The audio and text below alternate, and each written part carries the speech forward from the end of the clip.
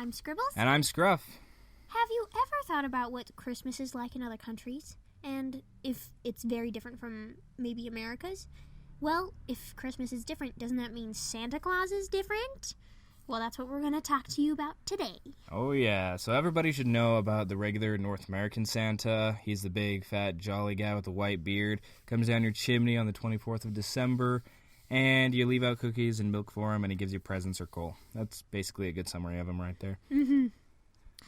But we want to focus on other countries today. So, first up, United Kingdom, and they call him Father Christmas. And he is an old guy with a white beard with green or red robes that's lined with fur, but he rides a goat. A Yule goat is what he rides. And instead of leaving cookies and milk out for him, you leave sherry or beer and a plate of mince pies. Perfect. All right, next one will be Sinterklaas from the Netherlands and Belgium. He is one that kind of dresses up more of the bishop style, like St. Nicholas from Santa Claus, I guess. And he likes to wear a ruby ring, like a big old ruby ring, and rides a white horse. But he himself has a little, like, spy buddy, I guess is his name. And he's called Zwarte Piet. And he's very dark-skinned with curly hair. And he wears a page's attire. And he would be the one to listen or spy on little kids for Santa Claus, or Sinterklaas. And Sinterklaas is one of those that delivers gifts over about 3 weeks and drops it down the chimneys. So he doesn't really decide to go in. He just drops it straight down the chimney. Mm-hmm. Next one is Grandfather Frost from Russia. And so originally, Grandfather Frost was an evil sorcerer who kidnapped children and demanded gifts as ransom. Give me your gift. So instead of giving gifts to the children, he would take the children and want the gifts. He was originally exactly the opposite of Santa Claus. Mm-hmm. But now he's accompanied by his granddaughter, which is Snow Girl, in English, and they provide gifts and parties. I think it's like Snegurochka, or however you want to say that. I'm gonna botch that hard. But they provide gifts and parties on New Year's Eve and New Year's. That's when they come to town. Yep. Next, we have Saint Mikuláš from Hungary. He's one that actually arrives on the eve of December 5th, not the 24th like everything else. And he leaves gifts for children to find the next morning. Good children receive a bag of sweets, and naughty children are given a gold-colored switch made from birch. But this Hungary is also one that celebrates the little Jesus, but little Jesus comes on Christmas Eve, who brings gifts for everybody. Mm-hmm. So they have 2 times to get gifts in the holiday.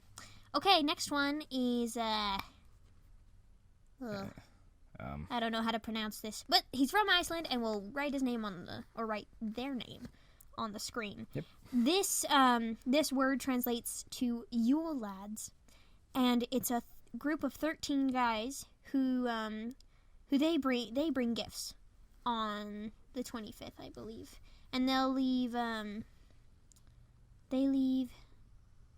Honestly, just any kind of gifts. Yeah, they leave gifts in the shoes of little children. And so good children will get gifts in their shoes, and the naughty children will get potatoes in their shoes. Yeah, but just know that these 13 are depicted in both ways as gift bearers and bloodthirsty creatures that eat children. So sometimes you can use that as a bartering chip. Yeah. So you better be good this year, or the sheep harasser will get you. That's one of their names. And the window peeper. He's going to stare in your windows. There's a lot of names.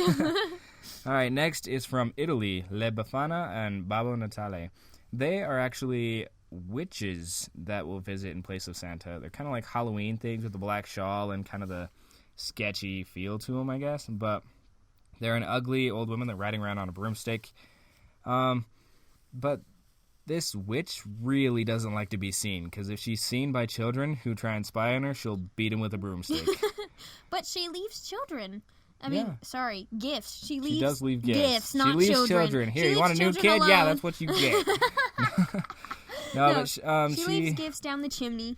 Yeah. And you do get coal if you are naughty. That's basically right. And instead of milk and cookies, she's one that prefers a glass of Italian wine. So make sure you bring out some fancy stuff for her, all right? Okay, this one is Hotiosho from Japan. I probably botched that name, but that's okay. Or Santa-san. This is the Santa in Japan, and he is a Buddhist monk. And he's very overweight, and he has eyes in the back of his head, so he can watch children and see if they're naughty or nice without them knowing. It's like crazy. And he comes on New Year's Eve. But he only comes once the house is clean and you throw beans everywhere for good luck. Yep. That's when he comes. All right, the last one we're going to bring out today is the tomate from Norway, Sweden, and Denmark. These are actually small gnomes that originally were on like farmers' lands, but they had very, very short tempers, so I guess they just got kind of kicked over into this instead. But instead of like cookies and milk, they were left a bowl of rice porridge.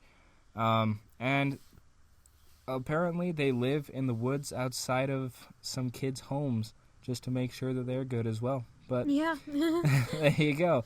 So tiny little gnomes bringing you gifts, or witches, or a jolly old man, or a Buddhist monk. Whoever brings you gifts, it's still Santa. It's still Santa. It's still a bit of a Christmas. It's still a bit of whatever you'd like to celebrate for the time. And, you know, it's still a time of joy, I guess, just for little kids at least, and some of us older people. But anyways, we're going to wish you guys happy holidays, whatever you like to do. Merry Christmas, Merry Witchmas, and such another stuff.